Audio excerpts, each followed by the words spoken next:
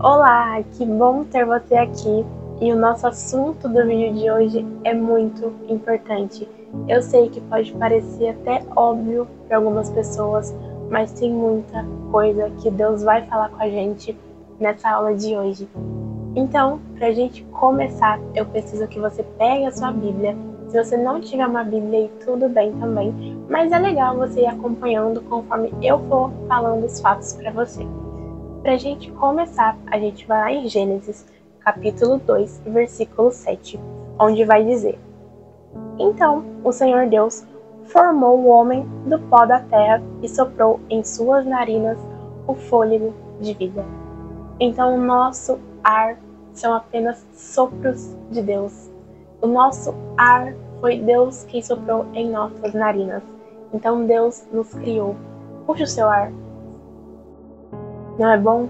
Isso é vida. Isso foi Deus quem te deu de presente.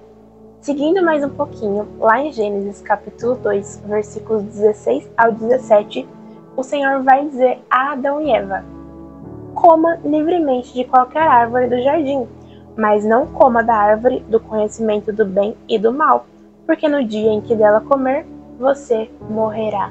Então, desde o começo, o Senhor já deixou muito claro que nós temos o livre-arbítrio. O que é o livre-arbítrio?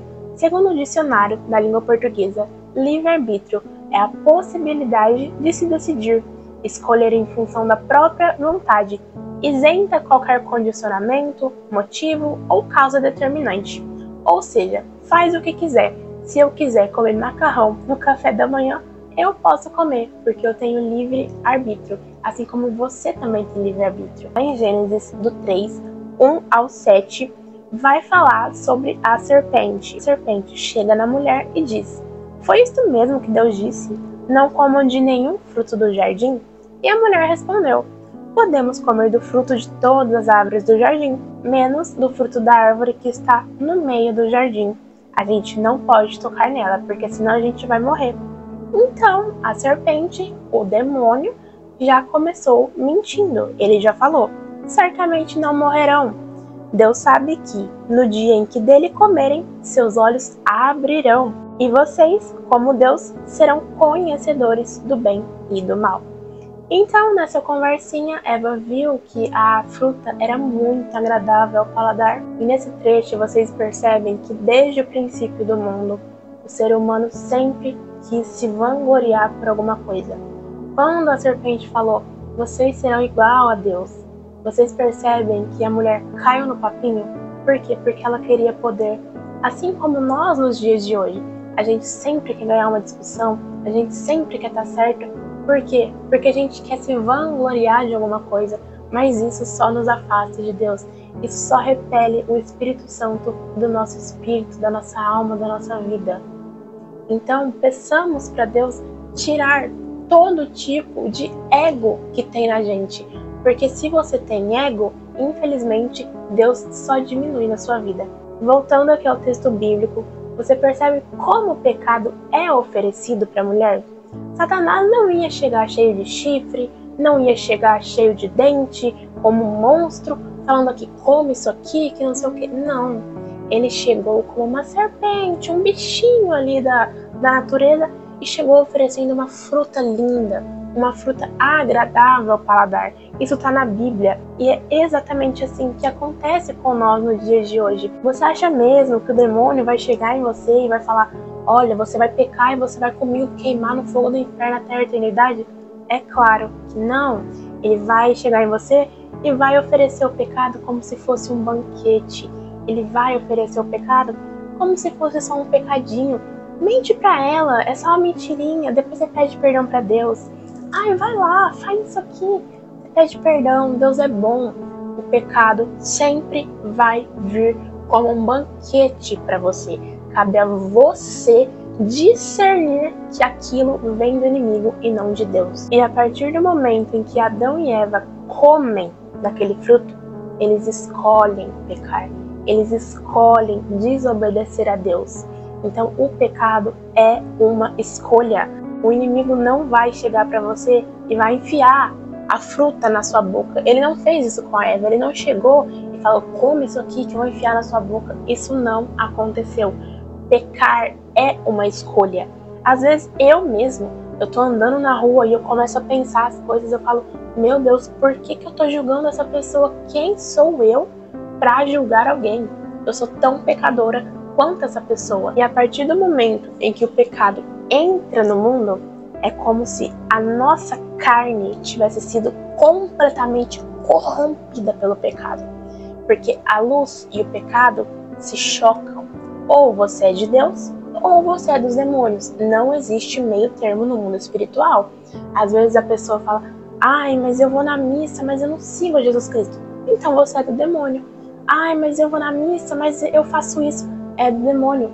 Não existe meio termo no mundo espiritual.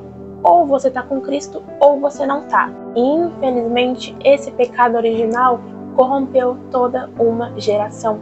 Uma vez eu estava numa pregação, onde o pregador falou assim, se Eva e Adão tivessem pedido perdão para Deus, quando eles tivessem comido o fruto, o que será que aconteceria?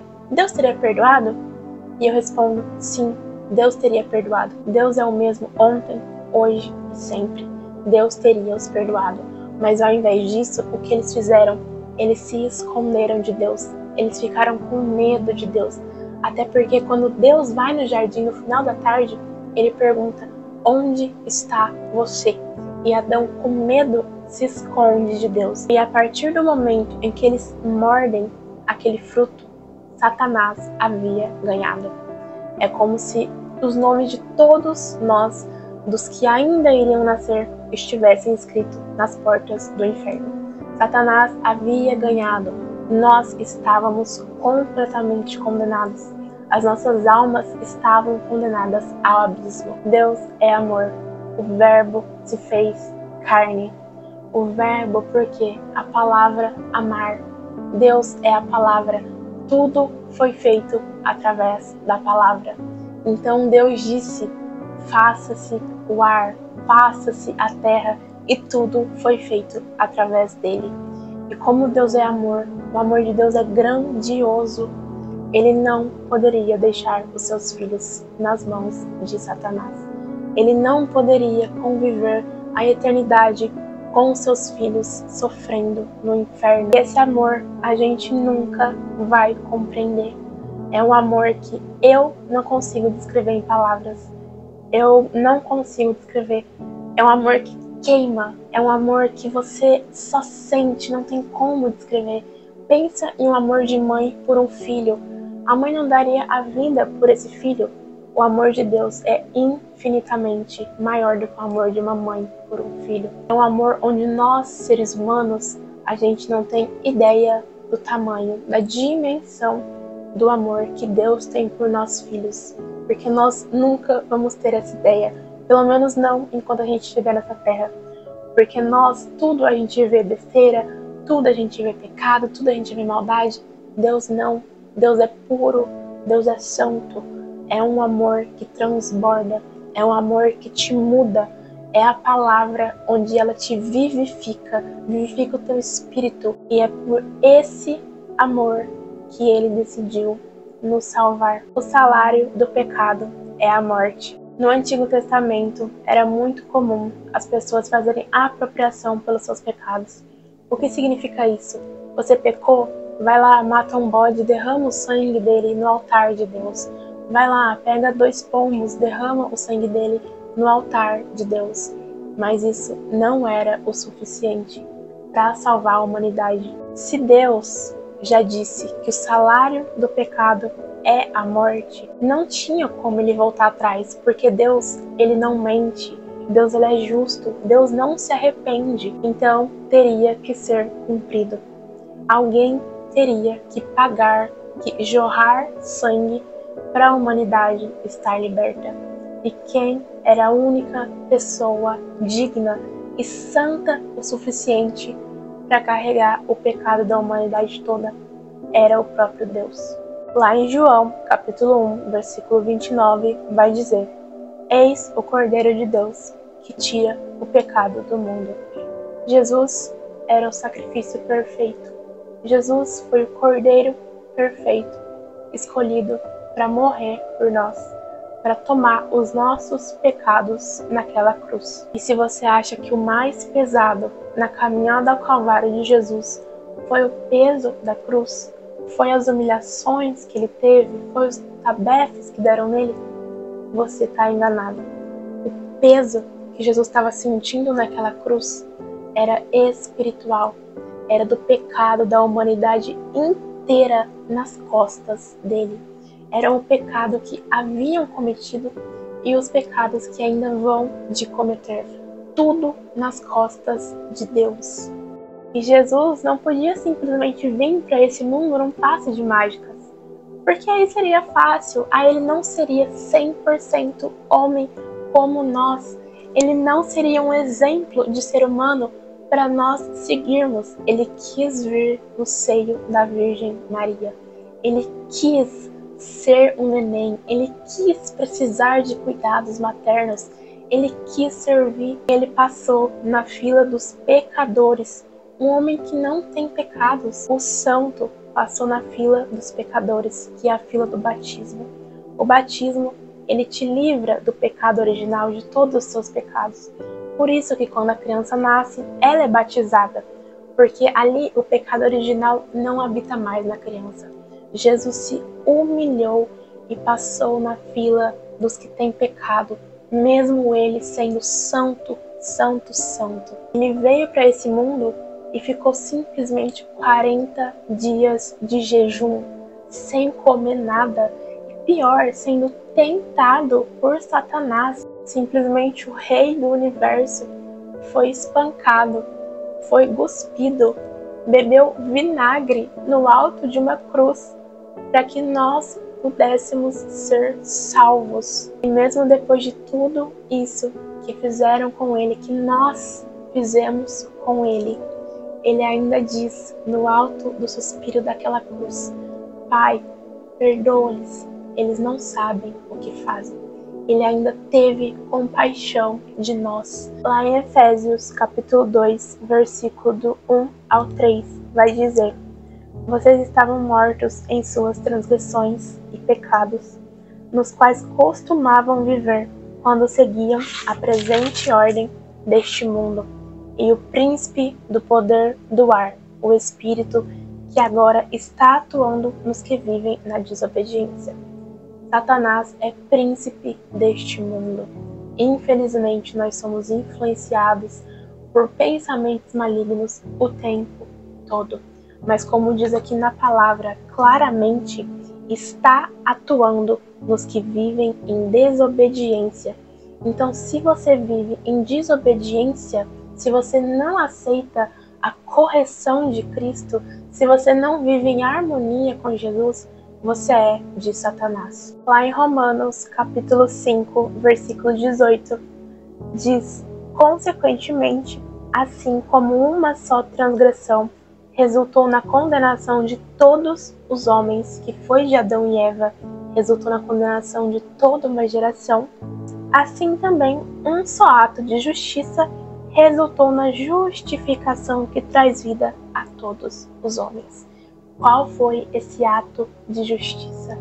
Foi Deus. Por que um ato de justiça? Porque Deus é justo. Como o salário do pecado é a morte, ele precisou morrer e ressuscitar naquela cruz para que você não precisasse descer no inferno. Se você acha que no inferno o pior é a tortura, são as coisas ruins que acontecem, não. O pior no inferno é você ficar longe da verdadeira luz, que é Jesus Cristo. Por que você acha que o inimigo tem tanta raiva de Jesus? Porque demônios precisam ser preenchidos, e eles são preenchidos através da sua dor. Eles são preenchidos através do seu pecado, porque eles sentem prazer em deixar Jesus triste. E o que acontece quando você peca? Você deixa Deus triste. Deus não se orgulha de você quando você peca. Então o inferno é um lugar onde não há preenchimento. É um lugar de trevas, porque lá não habita luz. E onde não habita luz, Jesus Cristo não está.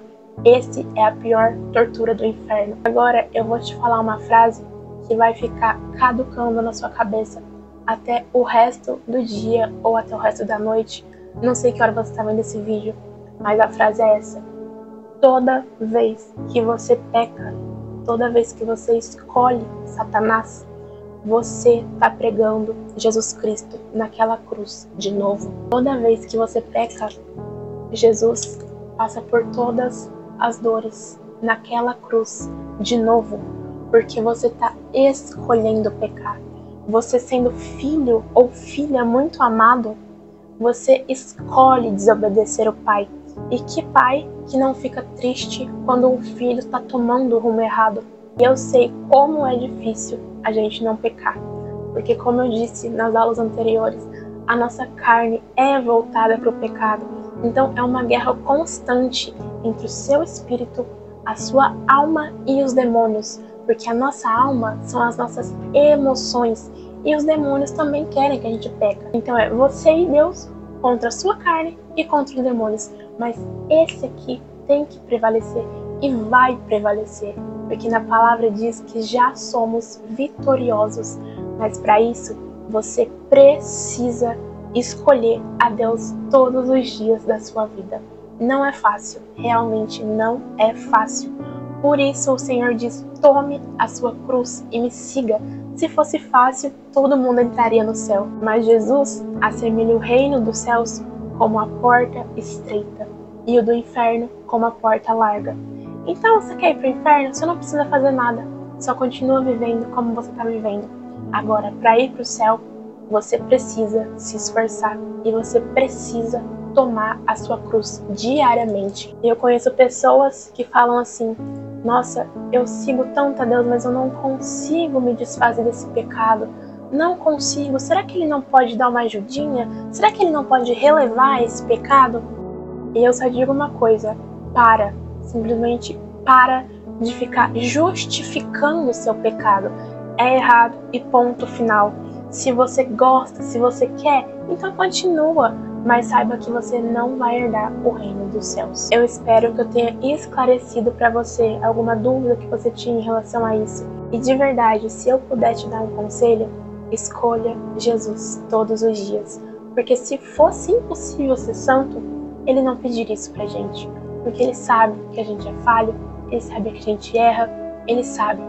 Então não é impossível. Apenas todos os dias você precisa tomar a decisão de querer seguir Jesus Cristo e de não pecar.